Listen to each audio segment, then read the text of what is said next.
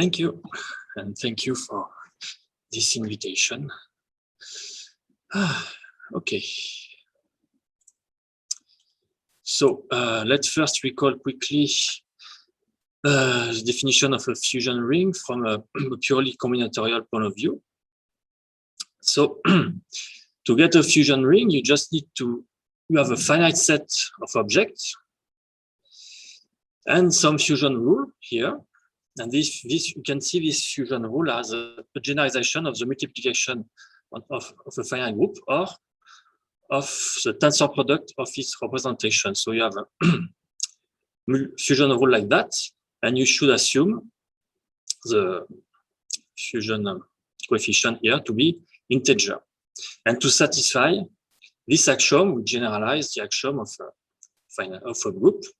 So you have associativity, you have the existence of a neutral object, the existence of the analog of the inverse, so you can call it adjoint if you are in the operator point of view, or dual if you are in categorical point of view.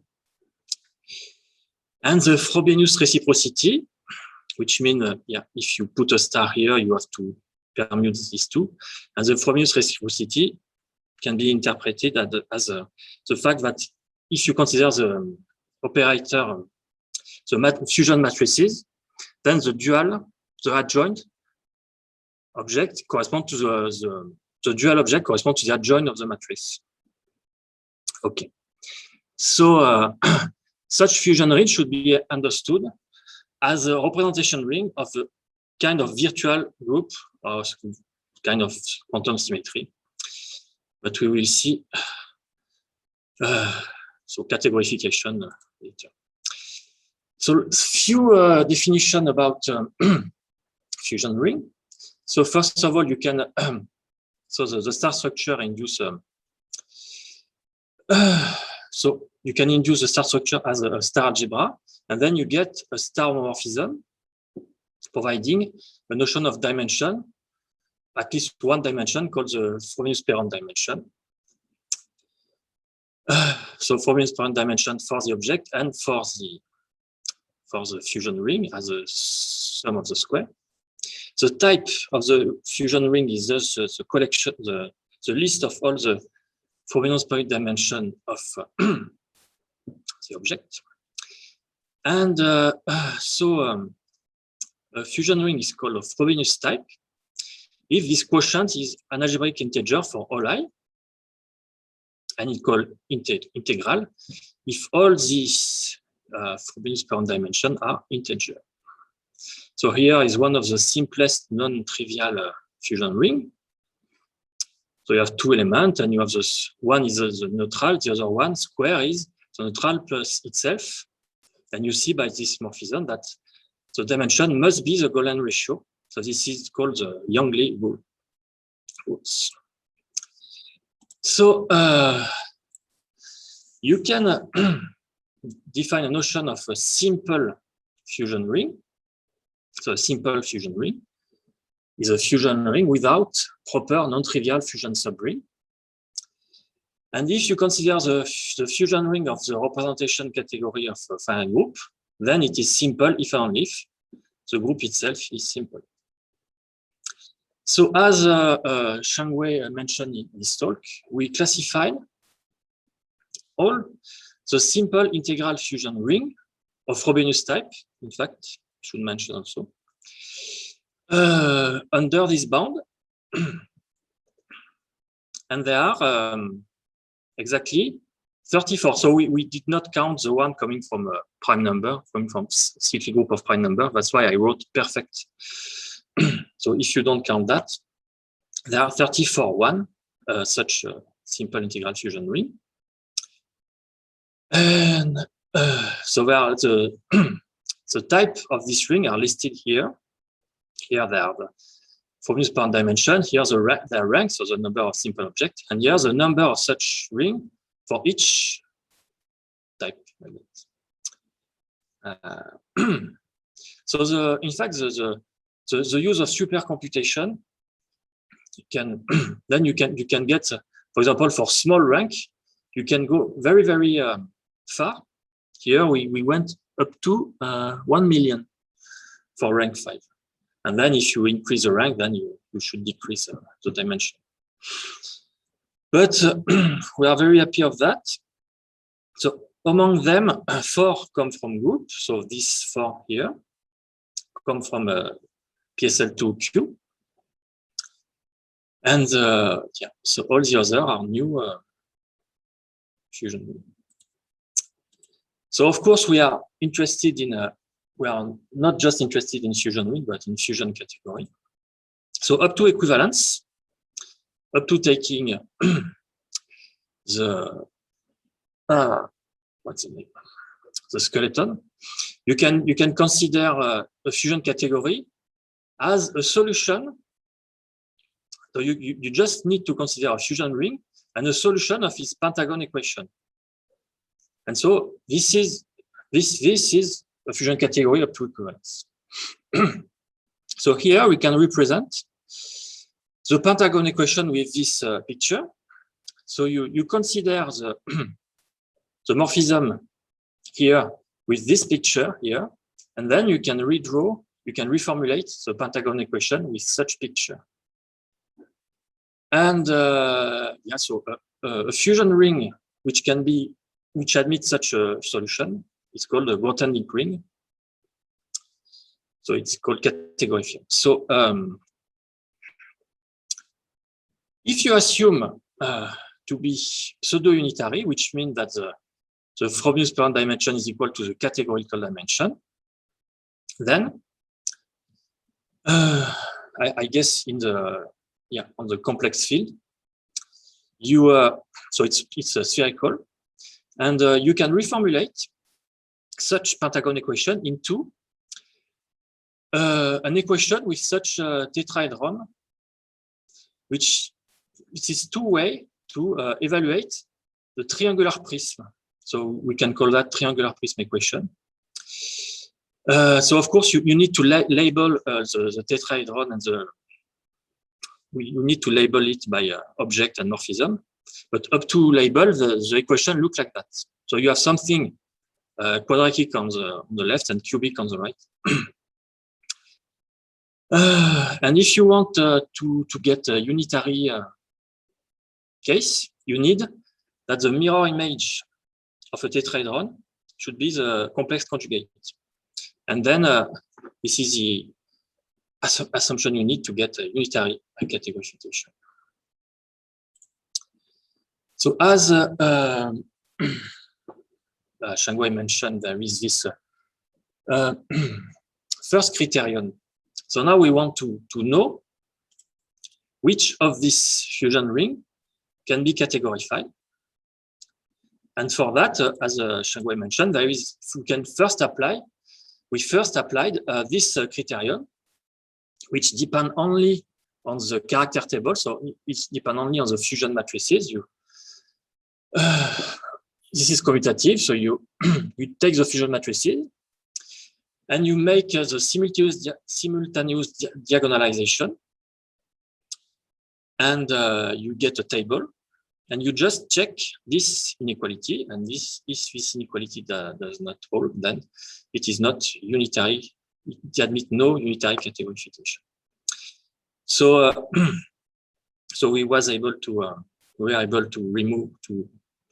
out the 28 among 30 among the non-group like one. So it's a very efficient. So it remains two. It remains two rings. So one of dimension 210 here, and one of dimension 6. So this is not the group like one, but one of the other pass also the short product criteria. So it remains these two one. We call it F210 and F660. So as I will explain in the next slides, the first one can be excluded by a new criterion called the zero spectrum criterion. I will explain. And it can be excluded not only in a unitary case, but for any categorification over any field. And the second one is a bit more complicated. need a new kind of criteria, new strategy. In fact, we call localization strategy. So we went into the pentagon equation directly, but in the TP triangular prism equation point of view, and we can localize. We can find some localization of the pentagon equation, useful for this ring and for other rings. So here is the zero spectrum criterion used to exclude this ring. So of course, I will not read the details of this statement. So it's not yet published. In fact, not yet on arXiv, but it's in preparation. So this this criterion is, in fact, it's very general. We don't need to use a triangular prism equation for that. You just need the pentagon equation, and it's just a reformulation of the fact of the existence of one pentagon equation of the form xy equals 0 with x and y different from 0. So you can reformulate that, the existence of that, and you get that, and of course then it's a criterion for any categorification. And there is another criterion called the one spectrum criterion, which is a reformulation of not of that but of that, such an equation. So this is used to exclude this one. So this one you can forget. Now it remains only one. And for the last one of this list, we use a localization strategy. So in fact, we are in the triangular prism equation framework, and such framework reveals some symmetries. And if you deal with such symmetry, you can see such a local system. So so I did not draw the triangular prism equation, but I just draw the result. So you start from a pseudo-unitary fusion category over C. So it's spherical, and you consider a simple object which is a self-adjoint X, such that for all simple components, every simple component is also self-adjoint, self-dual, and of multiplicity 1 here. And then you consider the set of simple of such a simple component. We call it like that, and you consider a subset of that, such that for all triple, if you compute the multiplicity here, it's always less than 1. And then you can consider a subsystem depending on X and also on the sub this you choose. Subsystem of the pentagon equation with variable X ij, Y ij, with ij in this set, like that. So you have a subsystem like that.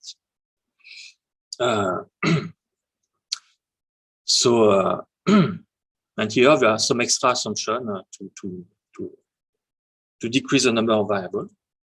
So if you apply this theorem to this fusion ring, so you call the simple object like that according to their Frobenius-Perron dimension, and you take the set Sx here. This set, you take here, you take that, you can take that. For the Xx prime, you can take that, and you apply the theorem, and you get the theorem gives you a system of 10 variables and 12 equations. This system here. And this system admits 14 solutions in characteristic 0. But in fact, you don't need to care about the solution in particular because it's algebraic and you cannot get exact solution, but you can get a Grobner basis for that. Okay, but for now, you still have a solution. So you need some extra equation. So you assume the same, take the same assumption as in the previous theorem, and so you consider X, Sx, and X prime X as before, and the system as before, and you find an extra object here, and you make an extra system with this one, like that. And then, so you have two systems, two parallel systems, and then you can find an extra equation linking these two parallel systems, this extra equation like that. And if you apply to this additional theorem to this case, so then you take this object, this set, and this set, and you put together. So computationally, it's a bit tricky, but if you put together the Grobner basis and you add this equation, then you found no solution at all. So this excludes this ring in characteristic zero.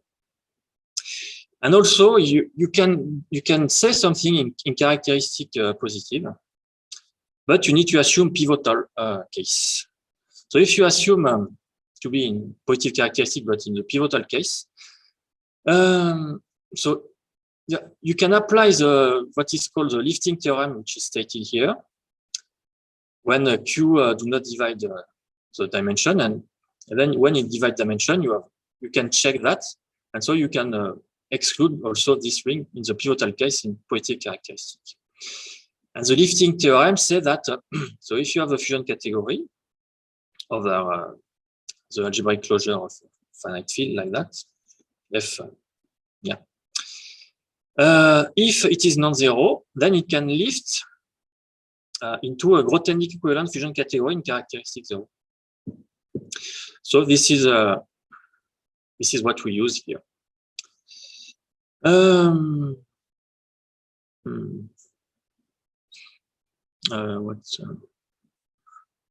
Okay. Yeah. Anyway.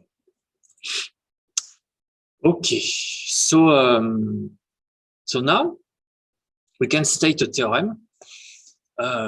If we apply the classification, the criteria, and the localization strategy, you can get a theorem.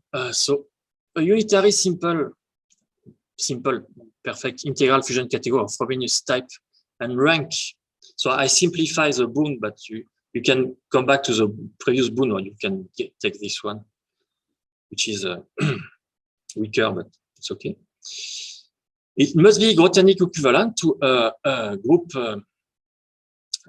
category, PSL2Q, like that. And okay. So the existence of a simple integral fusion category which do not come from a group, it's related to a very famous open problem in this theory, because this is related to this problem. So you define a fusion category to be weakly group theoretical if it is Morita equivalent, or equivalently if it has the same Greenfeld center as a sequence of group extension from the trivial category. And a weakly group theoretical simple fusion category is Grothendieck equivalent to a group category coming from a group, simple group like that. And so, so the problem is there an integral fusion category which is not weakly group theoretical? And a category we are looking for, so simple integral fusion category, which is not group-like, must be not weakly group theoretical according to this theorem, of course. So we are looking for a counterexample of this question, conjecture. Okay. So it reminds, it should be okay for the time. So what next? What next? So next, let's mention here a way to completely characterize a commutative fusion ring according to its character table. So you have a commutative fusion ring, as I said.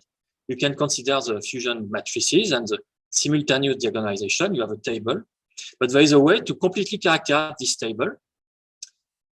And we will need such a table for the next slides.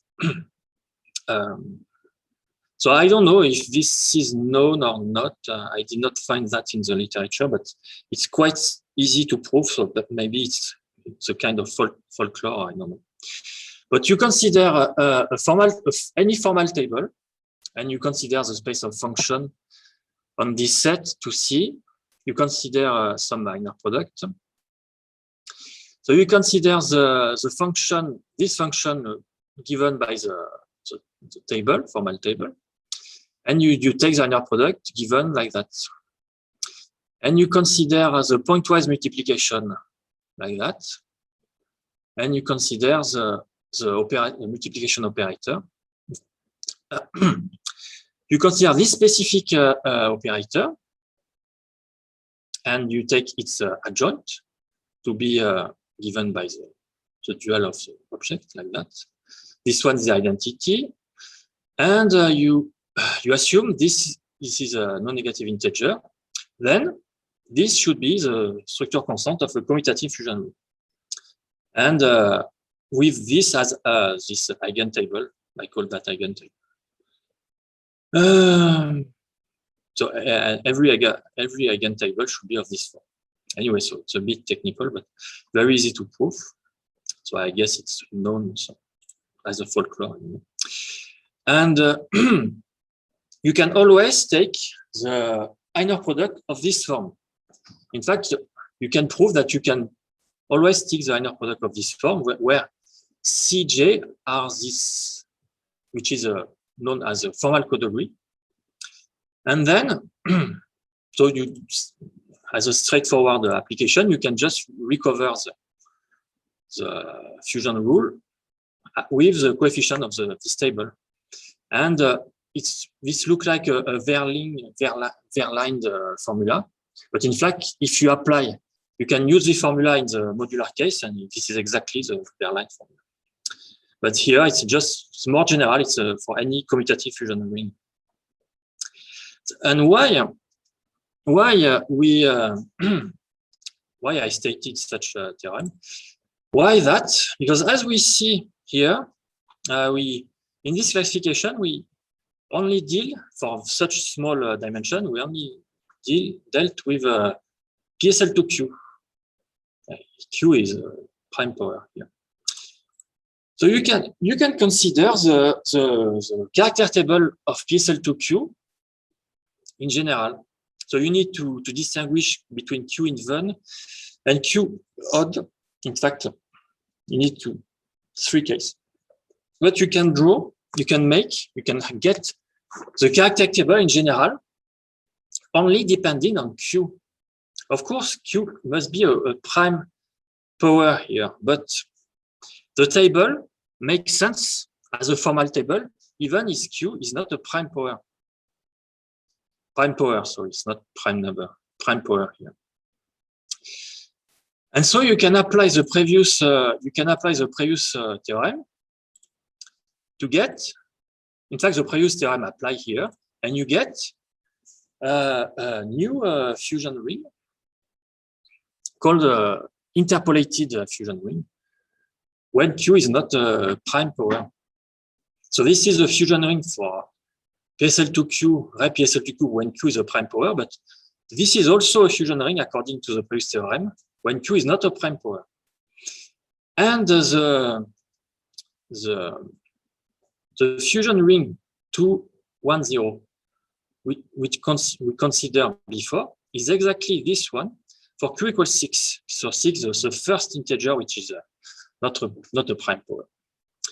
So that is why, in fact, so in another paper, we prove that such a fusion ring in general satisfy all the categorification criteria, all the non-categorization criteria. And so that is why this one satisfies all these categorification criteria for some, directly, in fact. So the future work, I would like to investigate this infinite family of non-group-like simple integral fusion ring. I should mention that So you have also here, it's the case Q even, but you have also fusion ring for Q odd. You have three cases for Q odd, in fact. But I did not do that, but you can, there is no reason that, in fact, you should be able to do that for any Lie family of a finite group. You should be able to interpolate, but it should be more complicated, but you should be able to interpolate any Lie family of simple group. You can get interpolated like that. So it's a quite, in my opinion, quite interesting and quite good for to investigate this conjecture, this problem, in fact. So that's my yeah. That's the end of my talk. Thank you.